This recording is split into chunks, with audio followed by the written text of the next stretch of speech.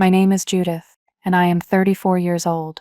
For a decade, I have been the head of the Royal Institute for Botanical Medicine, a place of healing and discovery.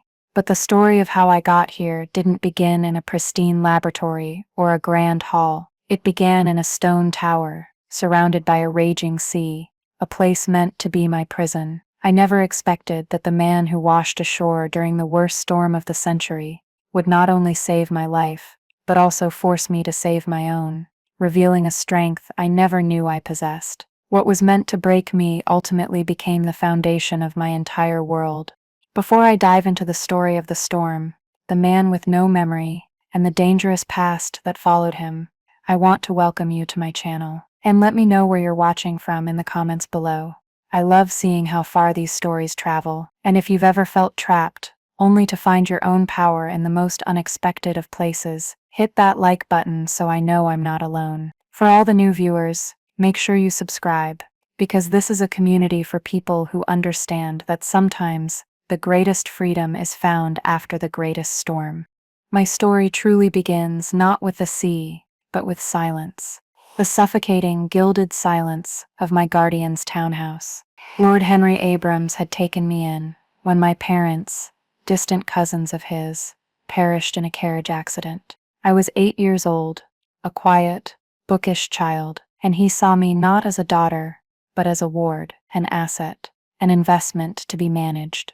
Lord Abrams was a man who collected beautiful, controllable things, and I was to be the crowning jewel of his collection. He oversaw my education with meticulous care, ensuring I could paint a respectable watercolor, play the pianoforte with practiced ease, and converse just enough on acceptable topics to be charming but never intimidating. My true passion, the study of plants and their medicinal properties, a fascination inherited from my mother, was dismissed as a common dirty hobby. He would find me with my hands stained with soil, and my nose in a tattered herbalism text and sneer. A lady's hands should be soft, Judith. You are destined for a drawing room, not a vegetable patch. As I grew older, his plans for me became clearer. He intended to marry me off to the highest bidder, a man who could enhance his own social and financial standing. His choice fell upon Baron Morley, a man twice my age with cold eyes and a reputation for cruelty that was whispered about in hushed tones. The Baron looked at me the same way Lord Abrams did, like a prized mare he was about to purchase. The first time he was invited for dinner, his eyes roamed over me, a chilling inventory that made my skin crawl. He complimented my needlework while his knuckles brushed my arm, a touch that felt like ice and ownership. I recoiled, a small, involuntary movement, but Lord Abrams saw it. His smile never faltered in the Baron's presence, but later that evening his fury was quiet and terrible. "You will learn to be grateful," he hissed, his grip on my arm bruising. "The Baron is offering you a life of security and status. Do not ruin this with your childish sentimentality." I tried to refuse. I pleaded. I reasoned. I explained that I could not, would not, marry a man I feared.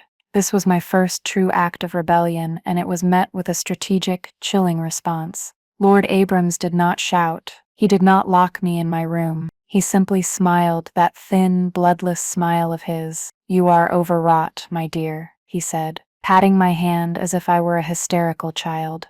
"You need a rest, some time away from the pressures of society to appreciate what is being offered to you." His solution was the lighthouse at Solitude Point, a remote property he had acquired in a game of cards years ago. It stood on a jagged finger of rock, a dozen miles from the nearest coastline, a lonely sentinel against the sea. "It will be a rustic retreat," he said, the words dripping with false concern. "A place for you to reflect on your future. When you are ready to be sensible, you will send word, and I will bring you home." He was not protecting me from the Baron. He was isolating me, intending to break my will. He knew my fear of deep water, my love of gardens and green, growing things. He was placing me in a stone cage, surrounded by a gray, churning moat, and waiting for me to surrender. I remember the journey there, the small fishing boat pitching violently in the waves. Lord Abrams did not accompany me. He sent a grim-faced man named Silas, who delivered supplies once a month, to see me installed. As the boat pulled away from the island's crude stone dock, I stood there, my luggage at my feet, and watched the mainland disappear into the mist. The lighthouse loomed behind me, cold and indifferent. The air smelled of salt and decay. The only sounds were the mournful cries of gulls and the relentless crash of waves against the rocks. He had left me enough supplies for a month, a stack of dusty novels, and a single terse note: "Think carefully, Judith. The Baron is a patient man, but his patience is not infinite." I was 23 years old, and I had never felt so utterly alone. The first few weeks were a study in despair. The lighthouse was a vertical prison of damp stone and echoing silence, and my world shrank to 3 small circular rooms stacked one on top of the other, and connected by a winding iron staircase. A kitchen and living space at the bottom, a small bedroom in the middle, and the lamp room at the very top. My days fell into a monotonous rhythm dictated by the light itself. At dusk, I would climb the 117 steps to the top, my legs aching, to prime and light the great oil lamp. I would wind the clockwork mechanism that made the lens rotate, its rhythmic, heavy ticking becoming the heartbeat of my lonely world. All night the beam would sweep across the black water, a silent, lonely conversation with an empty horizon. At dawn, I would extinguish the flame, clean the soot from the giant glass lens, and descend into another day of solitude.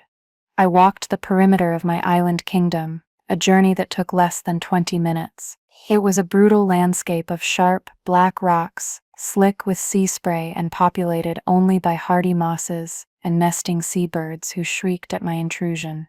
There was no soil to speak of, just crevices filled with sand and crushed shells. My guardian's cruelty had been precise. He had taken me from a world of life and color and plunged me into a monochrome existence of gray rock, gray sea, and gray sky. In the beginning, I wept. I raged at the stone walls, my voice swallowed by the wind. I would stare out at the hazy line of the distant coast, a promise of a world I was no longer part of, and feel a hopelessness so profound it was a physical weight on my chest. I read his note 100 times, the paper growing soft and frayed. Think carefully. Every crashing wave seemed to whisper it. Surrender. Be sensible. Accept your cage. But slowly, almost imperceptibly, something began to shift. The human spirit is a stubborn, resilient thing. My grief and anger, finding no purchase on the indifferent stone, began to burn themselves out, leaving behind a quiet, simmering resolve. I began to find a strange beauty in my stark surroundings. I learned the names of the seabirds, the cormorants drying their wings like black heralds, the feisty oyster-catchers with their piercing calls. I discovered tiny, resilient sea pinks growing in the rock fissures, their bright magenta heads a defiant splash of color against the gray. I started collecting driftwood, its shapes worn smooth and sculptural by the sea, and arranged it on my windowsills. My dirty hobby became my salvation. I found that the salty soil in the rock crevices, mixed with seaweed I harvested at low tide, could sustain life. I had brought a small pouch of seeds with me, a secret act of defiance. Hardy herbs, rosemary, thyme, chamomile, mint. I built small, protected gardens in the lee of the largest boulders, shielding them from the worst of the salt spray with walls of flat stones. Tending these small patches of green was an act of rebellion. Each new sprout was a victory against Lord Abrams, against the barrenness he had condemned me to. I began to study the sea itself, learning its moods, the rhythm of its tides. The lighthouse, once my prison, started to feel like a fortress. Inside its thick stone walls, Baron Morley could not touch me. Lord Abrams' condescending voice was lost to the wind. For the first time in my life, I was not under anyone's watchful eye. I was responsible only for myself and for the light, and keeping that light burning became a sacred duty, a purpose that anchored me. I was a keeper of the flame, a guardian of the coast, and the title, self-imposed though it was, felt more real and more noble than any title Lord Abrams could have purchased for me through marriage. The solitude that was meant to break me was forging me into someone new, someone I was only just beginning to recognize. The loneliness was still a constant companion, a dull ache in my heart, but it was no longer overwhelming. It was just a part of the landscape, like the wind and the waves. I was surviving, and in my own quiet way, I was free. The storm arrived without fanfare. The day began with an unnatural stillness. The air was heavy and warm, the sea a flat, oily gray. The gulls were silent, huddled in crevices on the cliffs, their usual raucous cries replaced by an expectant hush. I had lived on the island long enough to recognize the signs. I spent the afternoon securing everything I could.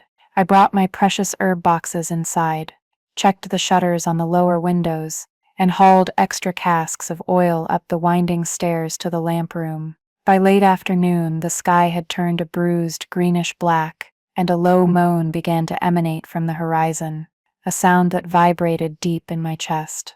The first wave of wind hit the lighthouse like a physical blow, and the solid stone structure groaned in protest. Rain followed, not in drops, but in horizontal sheets that lashed against the glass of the lantern room. I lit the lamp early, its golden light a fragile shield against the encroaching darkness. As night fell, the storm's full fury was unleashed. The sound was a deafening, chaotic symphony. The shriek of the wind was a living thing, a predator trying to claw its way inside. The sea, which I had come to know as a rhythmic, predictable force, became a monster. Waves, impossibly large, exploded against the base of the tower, sending tremors all the way to the top.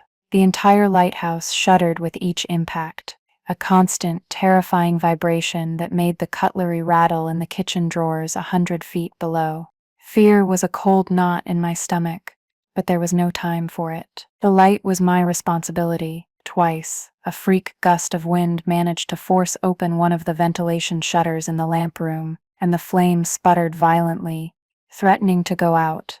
Both times, I fought my way against the gale pouring into the small space, my clothes soaked, my hair whipping around my face, and forced the heavy iron shutter closed, my muscles screaming in protest. The clockwork mechanism for the lens, usually so reliable, began to falter under the strain of the tower's shaking. I had to stay with it, my hand on the gear, coaxing it, ensuring the beam continued its life-saving rotation. I stayed in the lamp room all night, a prisoner at the top of my tower.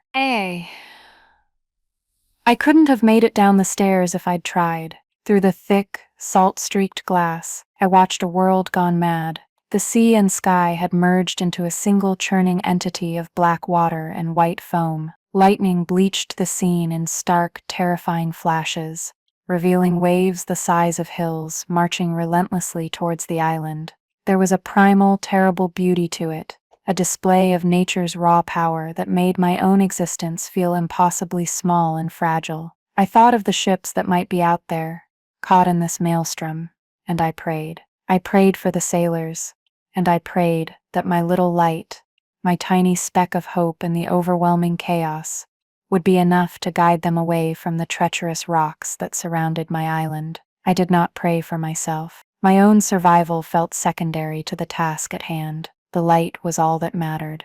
When dawn finally broke, it was a slow, reluctant tearing of the darkness, and the wind had lessened its frantic assault, settling into a deep, guttural howl, and the rain had softened to a persistent, dreary drizzle. Hand sift wave and fall. Exhausted, my bones aching from the cold and the constant tension, I extinguished the lamp. The silence that followed was shocking, broken only by the roar of the still monstrous surf. I descended the stairs, my legs trembling, and surveyed the damage. A lower window was shattered, and a pool of seawater sloshed on the kitchen floor, but the tower had held. My fortress was wounded but not broken. I pulled on my oilskins and sturdy boots, and forced the heavy oak door open. The world outside was transformed. My little gardens were gone, washed away completely. The crude stone dock was splintered into nothingness.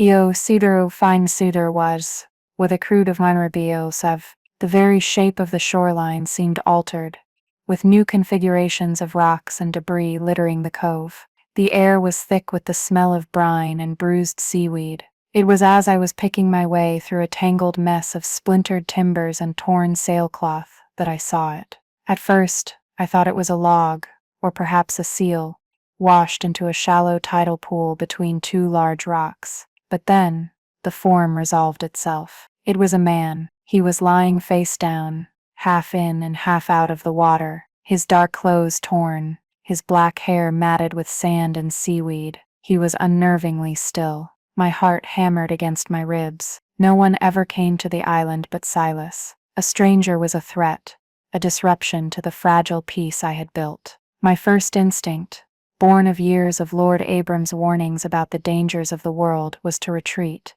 to bar the door and pretend I had seen nothing. He was probably dead anyway.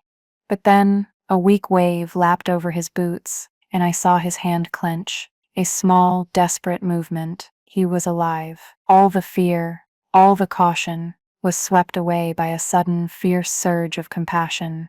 I couldn't leave him there. Whatever life he had fought so hard to keep during the storm, I could not let it be extinguished by the morning tide.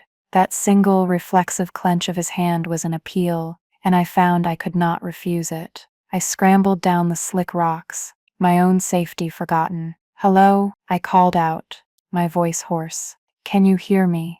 There was no response. Reaching him, I knelt in the cold water and put my fingers to his neck. A pulse, faint, thready, but there. He was a large man, solidly built, and I knew I would never be able to carry him. But I had to get him out of the water. With strength born of adrenaline, I grabbed him under the arms and dragged him, inch by painstaking inch, up the beach, away from the hungry sea, until he was resting on a patch of sand above the tide line. His face was pale, almost blue, with a nasty gash on his temple. He was unconscious, his breathing shallow. Getting him to the lighthouse would be a Herculean task, but as I looked from his still form to the shelter of my tower, I knew I had no choice. My life of solitude was over.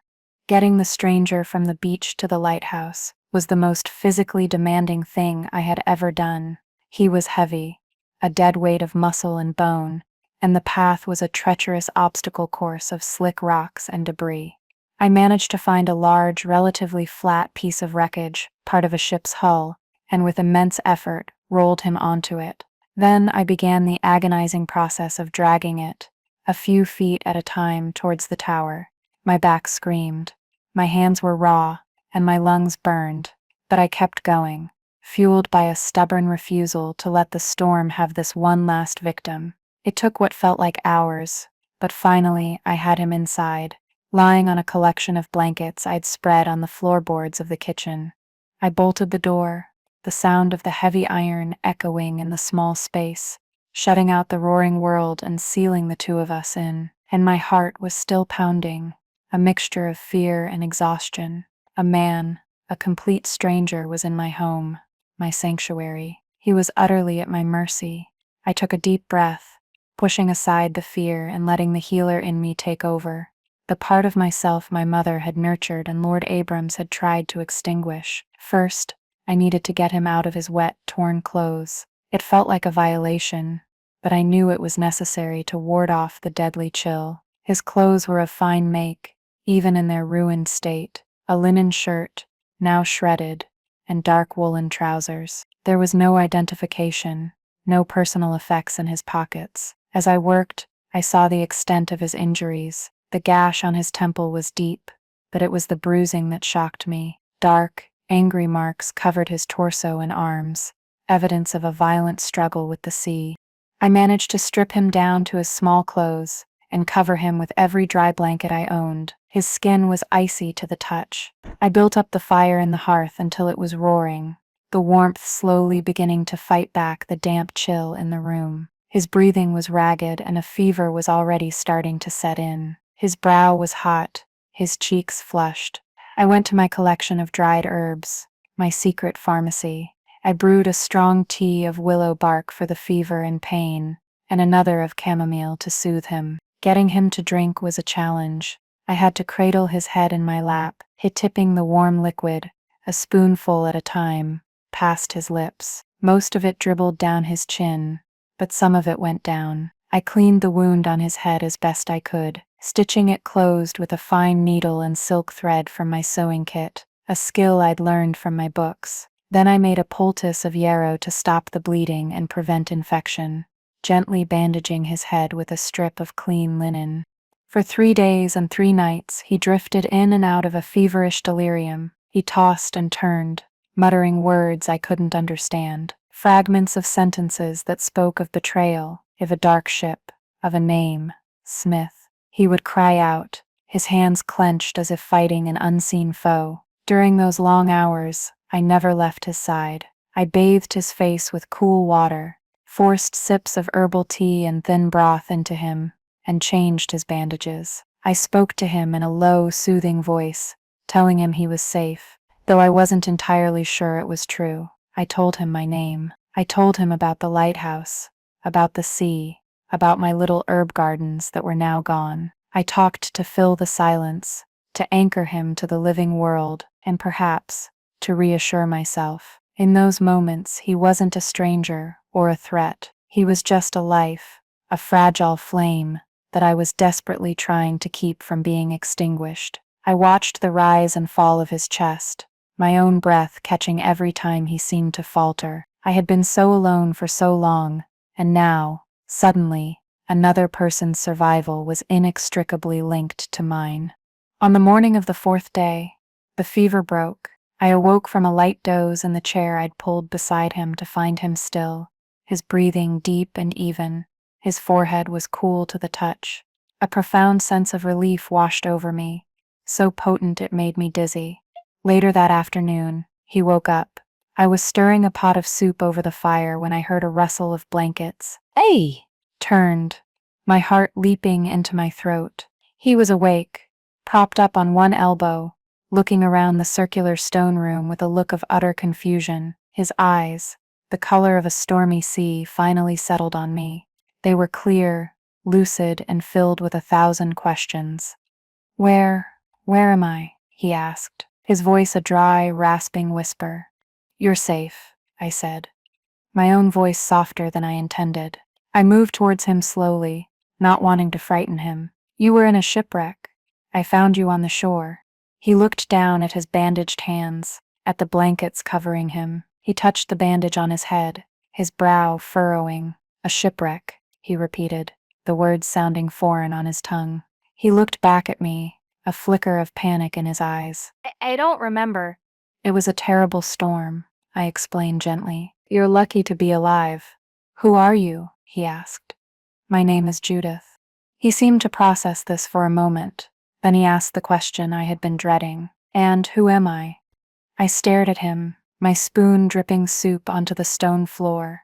The panic in his eyes was real. He truly didn't know. He had no memory of the storm, the ship, or his own life. The sea had washed him clean, leaving behind only the man himself, a blank slate.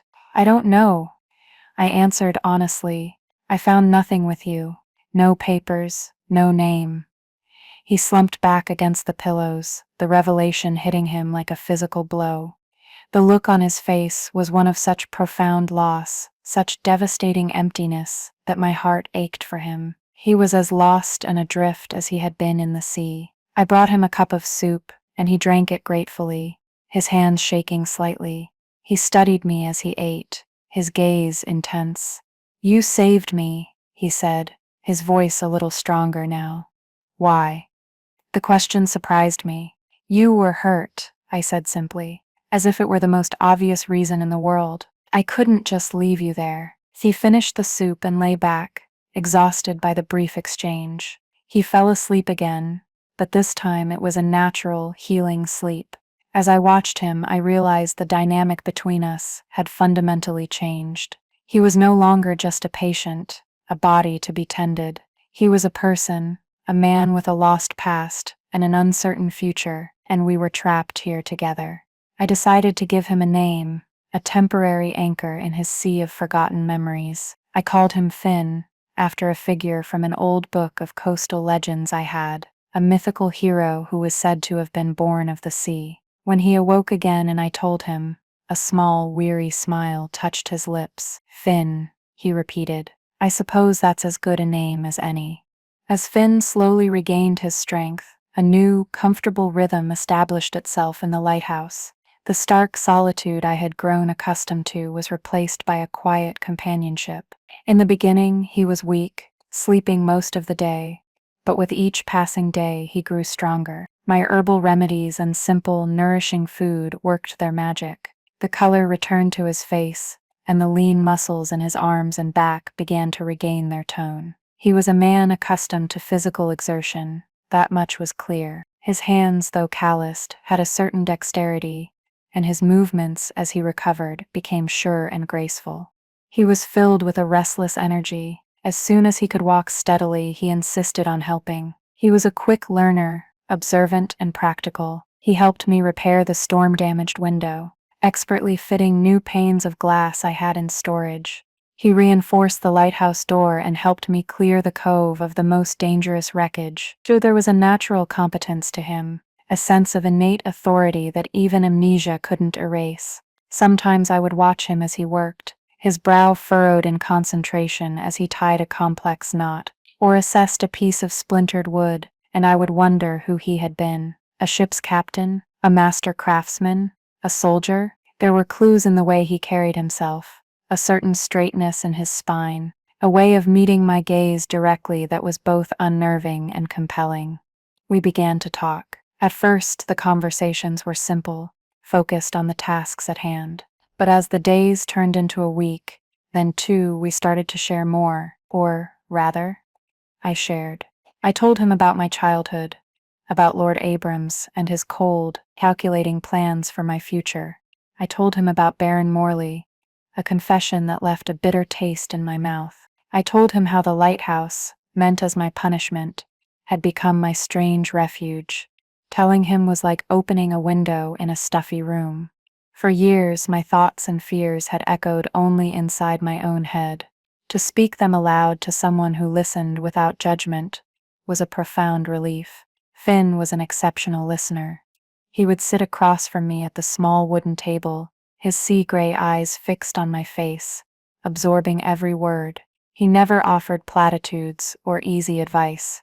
He simply listened, his silence a comforting, validating presence. "He sounds like a fool," he said once, after I finished a particularly bitter story about my guardian. To have something so rare and not know its value. I wasn't sure if he was talking about my herbalism or me, but the warmth that spread through my chest was undeniable. In turn, he wrestled with his own emptiness. "It's like living in a room with no windows," he described it one evening, as we watched the sunset paint the sea in hues of orange and violet. "I know there's a world outside, a life that belongs to me, but I can't see it. I feel echoes of things. When you crushed the rosemary for the stew tonight, I almost remembered a garden. And sometimes, when the sea is loud, I remember the feeling of a ship's deck beneath my feet. But they're just ghosts. There's no substance to them." His frustration was a palpable thing, a shadow that sometimes darkened his features. I tried to comfort him, telling him that perhaps it was a blessing to start anew, but we both knew it was a hollow comfort. A man needs his past. He needs a name. Despite the shadow of his lost memory, we found a surprising amount of joy in our shared isolation. We created a new life in our stone tower, a fragile Eden built from the wreckage of our pasts. He helped me build new garden boxes from driftwood, bigger and sturdier than before, and we replanted the seeds I had salvaged. We fished from the rocks, his skill and patience far exceeding mine, and we would cook our catch over the open fire. He had a surprisingly good voice, and in the evenings I would teach him the melodies of old folk songs I remembered from my childhood, our voices blending in the quiet dark. One day he found a large, smooth piece of whalebone on the beach, and spent a week meticulously carving it with my small kitchen knife. He presented it to me one evening. It was a seabird, a cormorant, its wings outstretched, its head tilted as if listening to the wind. The detail was exquisite. "You're an artist," I whispered, turning the cool, smooth bone over in my hands. He just shrugged. I just knew how my hands were supposed to move. It was during those shared days and quiet evenings that I felt myself falling in love with him. It wasn't a sudden, dramatic event, but a slow, creeping tide as inevitable as the moon's pull on the sea. I fell in love with his kindness, the gentle way he handled my precious herbs. I fell in love with his strength, the easy confidence with which he moved. I fell in love with his vulnerability, the unguarded look in his eyes when he confessed his fear of never knowing who he was. He was a puzzle with 1,000 missing pieces, but the man who stood before me, Finn, the man born of the sea, was good and honorable and true, and I saw in his eyes that he was coming to feel the same way about me. The way he looked at me when I was tending my garden, the way his hand would linger when he passed me a cup of tea, the way our silences were no longer empty, but filled with a comfortable, unspoken understanding. We were two lonely souls who had found an anchor in each other. The outside world ceased to exist. There was only the island, the lighthouse, and the two of us. It was a simple, beautiful life. We never spoke of the future, of what would happen if his memory returned or if my guardian came for me. We lived entirely in the present, hoarding each day like a precious jewel. Our fragile paradise felt timeless, eternal, but we both knew, in a place we didn't dare to speak of, that it was built on borrowed time. The sea had brought him to me, but the world beyond the sea would eventually come to claim him back. The first crack in our idyllic world appeared on a calm, bright morning nearly 2 months after the storm. The sea was as flat as glass, the sky a brilliant, cloudless blue.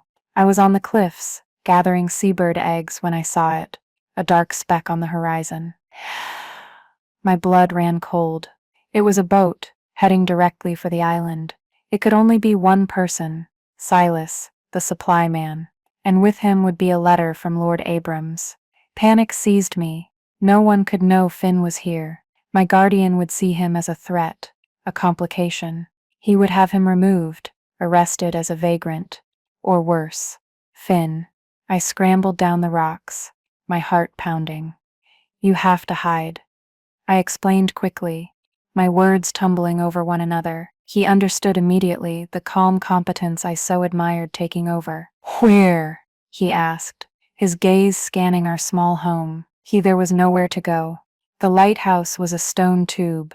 There were no closets, no hidden rooms. The only place was the small, cramped storage cellar beneath the kitchen, accessible by a heavy trapdoor that was usually covered by a rug. It was damp and dark, filled with barrels of oil and sacks of coal. In there, I said, my voice trembling. It's the only place. Without a word, he squeezed into the small space, pulling the heavy door down over his head. I quickly threw the rug back over it, my hands shaking, and smoothed it down just as I heard the sound of a boat scraping against the newly rebuilt section of the dock.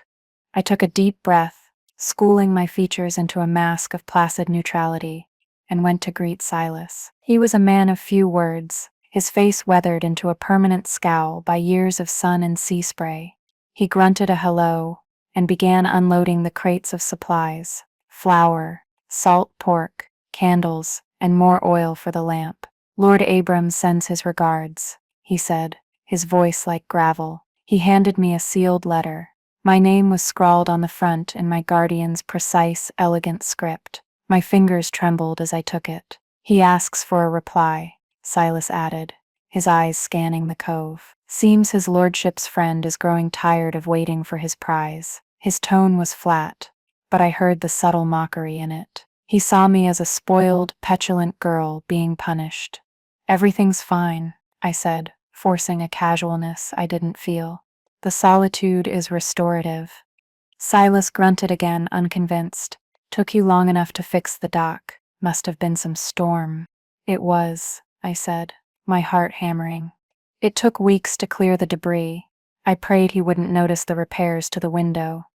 The neat stack of firewood that was far too large for one person to have gathered, the second cup sitting by the wash basin. But his attention was on his boat. He was eager to be gone. Give me your reply, he said impatiently. I scribbled a hasty, non-committal note to my guardian on a piece of parchment, saying I was well and still reflecting. It was a lie, a stalling tactic, but it was all I had. I handed it to him, and he departed as quickly as he had arrived, his boat once again becoming a shrinking speck on the horizon. The moment he was gone, I threw open the trapdoor. Finn emerged from the darkness, blinking in the sudden light, a smudge of coal dust on his cheek. The look on his face was grim. The intrusion, the letter, my obvious fear, it had shattered the illusion of our timeless Eden. The outside world had found us. I opened the letter from Lord Abrams. His words were coated in a thin veneer of affection, but the message beneath was an iron fist. "My dearest Judith," it began, "I trust your time of quiet contemplation has been fruitful. I have assured Baron Morley of your delicate sensibilities and your eventual compliance. He is a man of great standing, and he has been remarkably indulgent of your maidenly whims, but his patience wanes. I will be coming to collect you myself at the end of the season. I expect to find you rested, rational, and ready to embrace the splendid future I have arranged for you." The end of the season. That was only a few weeks away. And the letter was not a request. It was a summons, a death sentence for the life I had built with Finn. I read it aloud to him, my voice shaking with a mixture of rage and despair. He listened, his jaw tight, his gray eyes stormy. When I finished, he reached out and took my hand, his grip firm and reassuring. "He will not take you," he said, his voice low and fierce. "He won't let him." He looked at him, this man with no name and no past, promising to protect me from a world he didn't even know. And in that moment, I believed him, but his promise was pitted against the power and influence of men like Lord Abrams and Baron Morley. We were two people on a rock, armed with nothing but our love for each other, and the clock was ticking. The days following Silas's visit were fraught with a new tension. Our peaceful bubble had been pierced, and the threat of the outside world was a constant, unspoken presence between us. We tried to maintain our routines, but a shadow of anxiety colored everything we did. We both found ourselves scanning the horizon constantly, watching for the sail that would signal the end of our time together. The future, which we had so carefully avoided discussing, now loomed over us. One afternoon, a week after the letter arrived, another storm blew in. It was a smaller squall, nothing like the monster that had brought Finn to me, but the churning sea and howling wind dredged up more than just seaweed. The tide was unusually high, and it scoured the little cove, shifting the remaining wreckage from the shipwreck.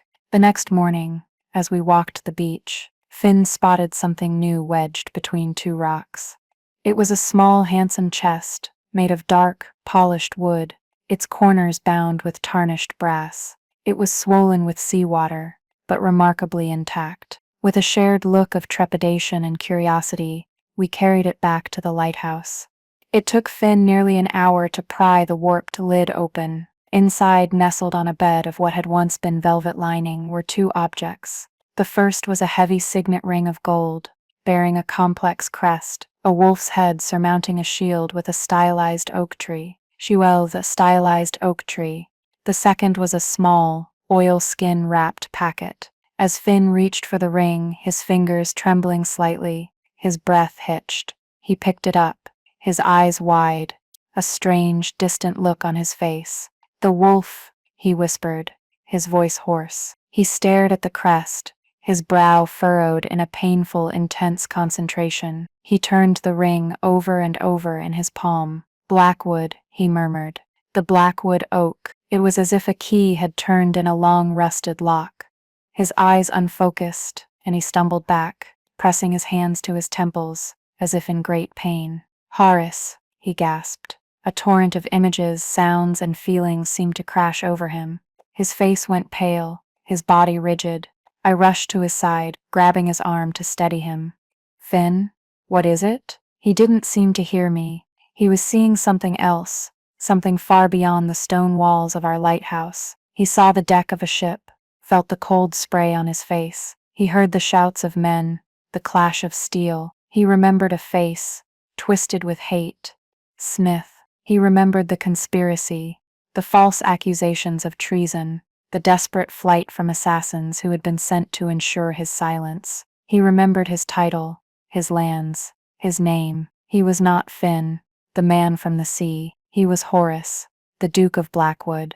The memories flooded back in a painful, chaotic deluge, a lifetime of duty, politics, and danger, overwhelming the simple peace of the past 2 months. When he finally looked at me, the change in his eyes was staggering. The gentle uncertainty of Finn was gone, replaced by the sharp, assessing gaze of a powerful nobleman, a man accustomed to command and burdened by immense responsibility. The transformation was so complete, so sudden, it was like watching a stranger materialize before me. "Judith," he said, and even his voice was different, deeper, imbued with an authority it hadn't possessed before. "My name is Horace, and we are in terrible danger." He quickly opened the oilskin packet. Inside were letters, their ink slightly blurred but still legible. They were proof of the conspiracy against him, implicating Duke Smith in a plot to seize his lands and influence at court. He had been fleeing with this evidence when Smith's men, sailing a faster, darker ship, had run him down in the storm. "They think I'm dead," he said, his mind working furiously, "but they won't have left it to chance. They would have searched for a body.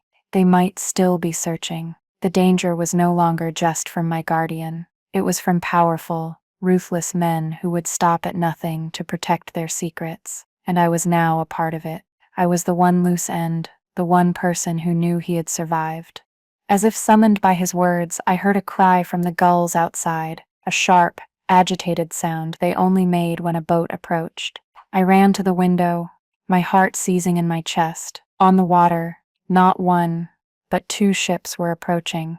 One was a sleek, white yacht that I recognized with a sickening lurch, Lord Abram's vessel. The other was a grim, black-sailed sloop that seemed to slice through the water with predatory speed.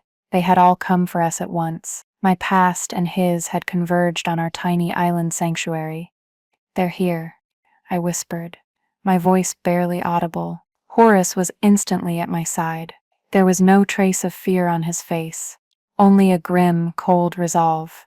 The Duke of Blackwood was back, and he was ready for a fight. He looked from the approaching ships to me, his expression softening for just a moment. "I am sorry, Judith.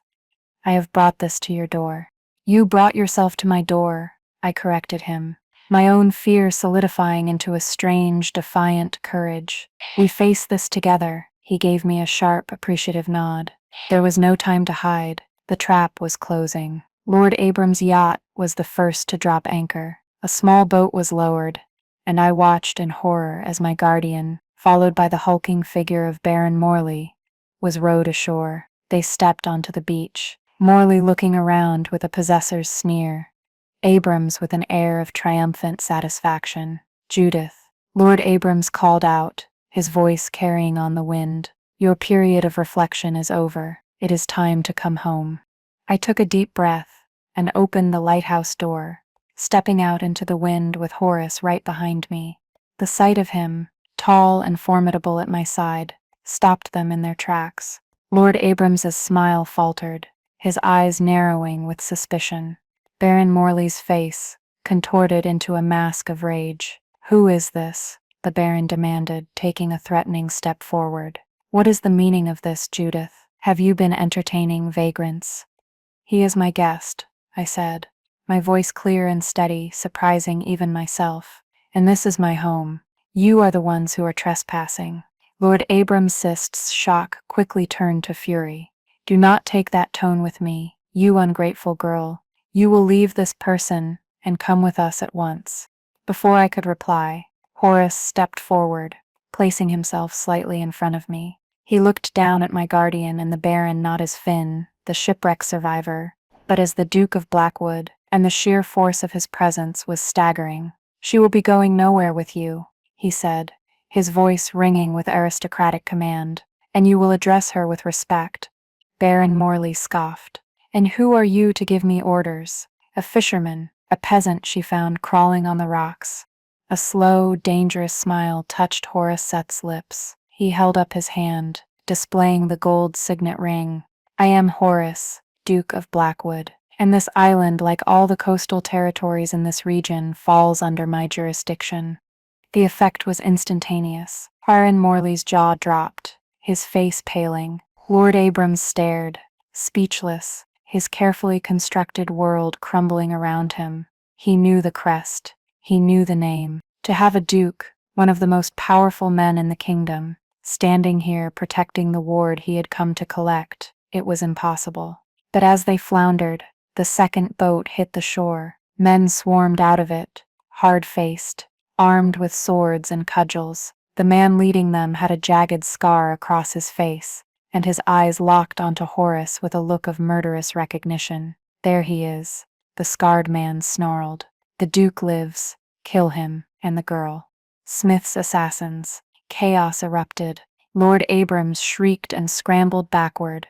Baron Morley, the great bully, drew a decorative, useless sword and brandished it wildly before tripping over a rock and falling into the surf. Horace moved with a speed and deadly grace that was terrifying to behold. He had no sword. He grabbed a heavy piece of driftwood, using it as a club to parry the first man's sword thrust. He was one man against 6, and they were armed and closing in, forming a deadly circle. They were forcing him back towards the sheer cliffs at the edge of the cove. I wasn't a damsel. I wasn't a pawn. I was the keeper of this lighthouse, and this was my island. I knew its secrets. Horace the blowhole, I screamed. He glanced at me, understanding dawning in his eyes. He knew the spot I meant, a narrow crevice in the rocks where the incoming tide was forced upward in a powerful, unpredictable geyser of water. He changed his strategy, giving ground, luring the men onto the treacherous seaweed-slick shelf of rock. As 2 of the assassins lunged at him, the sea roared, and a massive plume of water erupted from the blowhole with the force of a cannon, knocking them off their feet. They slid on the slick rock, crashing into their companions, their attack momentarily broken. It was the opening we needed, While Horace engaged the remaining men with a ferocity I never could have imagined, I ran back into the lighthouse.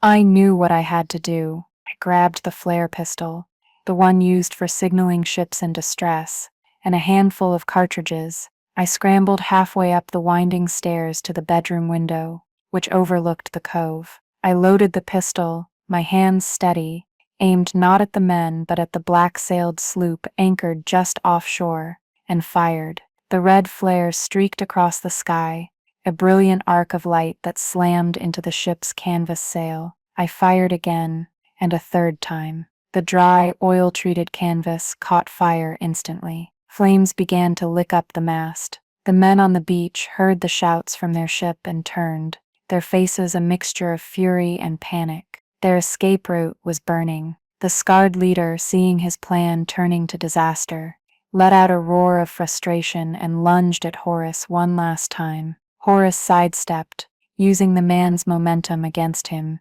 and brought the heavy driftwood club down on his sword arm with a sickening crack. The man screamed and fell, his weapon clattering on the rocks. The remaining assassins, their leader disabled and their ship ablaze, lost their nerve. They dragged their captain back toward their boat, desperate to get back to the sloop and fight the fire. The immediate threat was over. The aftermath of the fight was a tableau of stunned silence, punctuated by the crackle of the burning ship and the pathetic whimpering of Baron Morley, who was still sitting in the shallows. Horace stood breathing heavily, the driftwood club still in his hand, his eyes fixed on the retreating assassins. The scarred captain, his arm broken, was being hauled away by his men. They had failed. Lord Abrams, his face the color of ash, was staring at Horace as if he were a ghost. He had come to collect a compliant ward, and instead found himself in the middle of a battle involving a powerful duke and a band of assassins. Horace turned his attention from the burning ship to the 2 men who had been my tormentors. He walked towards them, and for the first time I saw the true extent of the power he wielded. It was not just in his title, but in his very being. He radiated an aura of command that was absolute. "Abrams," he said, his voice dangerously quiet. Lord Abrams flinched. "You will explain to me why you imprisoned your ward in this place." Your grace." It was for her protection." My guardian stammered, scrambling to his feet. "From an unsuitable attachment." "Protection?" Horace's laugh was short and harsh. "You call this protection?" "You abandoned her. You left her to fend for herself against the very storm that nearly claimed my life. You sought to break her spirit to sell her to this creature." He flicked his gaze towards Baron Morley, who was now trying to crawl away discreetly. "Morley, get up." The Baron froze, then slowly, shakily, got to his feet, dripping seawater and humiliation. "Your interest in Judith," Horace corrected himself, his eyes finding mine for a brief, reassuring moment, "is at an end. If I ever hear of you speaking her name, or coming within a mile of her, I will personally see to it that your title is stripped and your lands are forfeit. Is that understood?" The Baron, his face a mask of terror, could only nod mutely. "And you, Abrams," Horace continued, turning back to my guardian. "Your guardianship of Judith is revoked. As of this moment, she is under my protection. You will return to your yacht, and you will sail back to the capital. Await my solicitor. He will be in contact regarding the illegal and immoral treatment of your ward. You have made a powerful enemy today. I suggest you do not compound your error." Lord Abrams, stripped of all his arrogance, looked small and pathetic. He opened his mouth to protest, then closed it, seeing the cold, unyielding promise in Horace's eyes. Without another word, he and a soggy Baron Morley stumbled back to their boat, their retreat undignified and complete. We watched them go, the sleek white yacht, pulling up its anchor and turning tail, fleeing the scene of its owner's total humiliation. The burning sloop, meanwhile, was succumbing to the flames. Its mast collapsed in a shower of sparks, and the remaining crew, having failed to control the fire, were abandoning ship in their single boat, rowing frantically away from the sinking vessel. The proof of Smith's conspiracy was gone, but the men were alive. They would report back to their master that Horace was alive. The fight was not over. It had just moved to a new arena. When we were finally alone on the beach, surrounded by the silence of the sea, Horace turned to me. The Duke of Blackwood receded, and for a moment I saw Finn again in his eyes. The man I had nursed, the man I had carved a life with. He reached out and gently brushed a stray piece of hair from my face. "You were magnificent," he said, his voice filled with awe. "You saved us." I leaned into his touch, the adrenaline of the fight finally giving way to a bone-deep weariness. The world had come crashing back in, and our island paradise was shattered forever. "What happens now, Horace?" I asked, the name still feeling strange on my tongue. "Now," he said, his gaze turning towards the distant mainland, "I go back. I have a name to clear, a traitor to expose, and a dukedom to reclaim. And I want you to come with me." The offer hung in the air between us, both a promise and a terrifying leap into the unknown. Leave my island? My fortress? The only place I had ever been truly myself. "I don't belong in your world," I said quietly. "I'm not a duchess. I'm just a lighthouse keeper." "You are the strongest, bravest woman I have ever met," he said fiercely. "My world will be better for having you in it. But I will not command you, Judith. Not ever. The choice is yours. But I cannot bear the thought of leaving you behind." He was asking, not demanding. He was offering a partnership, not a gilded cage, but my heart was torn. The man I had fallen in love with was Finn, a man of simple kindness and shared solitude. This new man, Horace, was a powerful duke, embroiled in dangerous politics and schemes. Was there room for me in that life? And was there room for the gentle Finn inside the formidable Duke of Blackwood? The fear of losing the man I knew was as great as my fear of the world he wanted to take me to. We stood on the shore as the sun began to set, the wreckage of our two pasts surrounding us. He didn't press me for an answer. He simply stood with me, his presence a warm, solid anchor in the swirling chaos of my thoughts. I looked at the lighthouse, its lamp still dark, waiting for my hand to bring it to life. For months, it had been my entire world. Its rhythmic light, my purpose. It had been my shelter and my strength. But it was also a place of isolation. It had taught me how to be alone, how to be self-reliant. Finn, Horace had taught me how to share that strength, how to love. To stay here would be safe. It would be a return to the quiet solitude I knew, but it would be a life without him. My gaze drifted from the lighthouse to his face, illuminated by the dying light of the sun. I saw the warrior who had defended me, the duke who commanded respect, and beneath it all, the eyes of the man who had woken up with no memory, scared and alone, who had learned my name before he remembered his own. He was both men, and I loved them both. "You called me your guest," I said softly, remembering his words to the Baron. He looked confused for a moment. I clarified, "You told him I was your guest in my own home." A flicker of a smile touched his lips, a glimpse of the easygoing Finn, a poor choice of words in the heat of the moment. "My apologies, Madam Keeper. I am the keeper of this light," I said, my voice gaining strength as the decision formed in my heart. "But I will not be a keeper of a prison, even a self-imposed one. You are right. Your world will be better for having me in it." A look of profound relief washed over his face. "If I go with you," I continued, setting my terms, "it is not as a ward to be protected, it is as a partner. We cleared this beach together. We will face what comes next together." "Together," he agreed, sealing the promise. He took my hand, his fingers lacing through mine. We spent one last night in the lighthouse, packing my few belongings, my books, my mother's herbalism journals, and the carved cormorant he had made for me. The next morning, we used Lord Abrams's abandoned dinghy to row out to his yacht. As we sailed away, I stood on the deck and watched my lighthouse shrink until it was just a white needle against the horizon. I didn't feel sadness, but a sense of profound gratitude. It had been my sanctuary, my crucible, and it had prepared me for the world I was about to enter.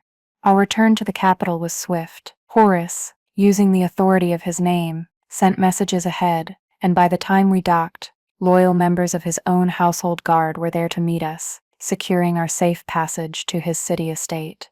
The world of the Duke of Blackwood was one of opulence and power that took my breath away. But I was not the timid girl who had been sent into exile. The lighthouse had forged an iron core in me. I was observant, quiet, and I listened. I watched the intricate dance of politics and power as Horace, with methodical precision, began to dismantle Duke Smith's conspiracy.